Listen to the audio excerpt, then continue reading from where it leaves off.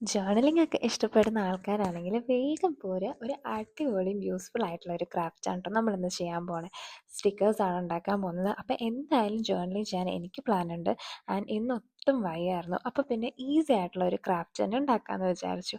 അപ്പോൾ ആദ്യം ഇതിന് വേണ്ടിയിട്ട് നിങ്ങൾക്ക് ഇഷ്ടമുള്ള പിക്ചേഴ്സോ ക്യാരക്ടേഴ്സോ ഇതുപോലെ വരച്ച് കളർ അടിച്ചെടുക്കുക. കളർ അടിച്ചെടുത്തതിന് ശേഷം ഞാൻ ഇതുപോലെ ഔട്ട്ലൈൻ കൊടുത്ത് ചെറുതായി ഒന്ന് പാളിപ്പോയായിരുന്നു, എന്നാലും നമുക്ക് സെറ്റാക്കാം.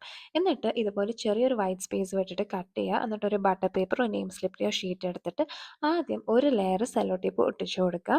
ഇത് നമ്മുടെ ഒരു ബേസ് ലെയർ ആണ് കേട്ടോ. എന്നിട്ട് അതിൻ്റെ മുകളിൽ നമ്മൾ കട്ട് ഔട്ട് ചെയ്ത് വെച്ചേക്കുന്ന ആ ക്യൂട്ട് ഐറ്റംസിനെ വെച്ചിട്ട് രണ്ടാമത് ഒരു ലെയർ അതിൻ്റെ മുകളിൽ തന്നെ ഒട്ടിക്കാൻ ശ്രദ്ധിക്കുക.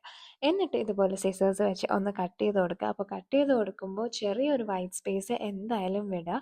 ഇത് നമ്മൾ പീൽ ചെയ്യുമ്പോഴത്തേനും കുറച്ചുകൂടെ എളുപ്പത്തിന് വേണ്ടിയിട്ടാണ് കേട്ടോ ചെയ്യുന്നത്. അപ്പോൾ ഞാനിവിടെ ഒരു 5-6 സ്റ്റിക്കേഴ്സാണ് ഉണ്ടാക്കിയത്. അതിനുള്ള ശക്തി എനിക്കിന്നുണ്ടായിരുന്നുള്ളൂ ഗൈസ്. അപ്പോൾ കൂടുതൽ എന്തായാലും ഉണ്ടാക്കണം, കാരണം ജേർണലിംഗ് ഒക്കെ ചെയ്യുമ്പം അതിനെ ഏറ്റവും അടിപൊളിയാക്കാൻ പറ്റിയൊരു സാധനമാണ്.